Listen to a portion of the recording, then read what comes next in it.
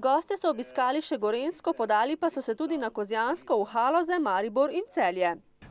Pa moram da vam kažem da se osjećam divno. Moram vam povedati, da se počutim odlično. Zares smo srečni, zadovoljni in navdušeni nad stvarmi, ki smo jih tukaj doživeli. Način, kako ste nas sprejeli in toplina, ki smo je bili deležni takoj, ko smo prišli v Slovenijo, sta bila prijetna. U stvari ovde u Sloveniju. Počutimo se odlično. Srečo imamo, da smo imeli tudi lepo vreme. Toplina ljudi je res velika, pa tudi ljubezen, ki jo gojite do vašega kraja.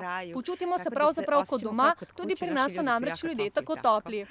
Leon Šušteršič, idejni vodja projekta, za prvotni cilj postavlja širjenje slovenske kulture in prepoznavanje naših turističnih postojank tudi zunaj Slovenije.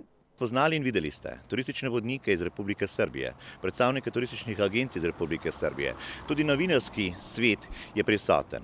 Torej ideja je, da tisti, ki vodijo turistične skupine, kakršnekoli, skratka, naj oni pridejo in spoznajo neko deželo. Takšni projekti pa dajo večjo prepoznavnost tudi lokalnim skupnostim in društvom, prav tako mestni občini, je prepričan župan.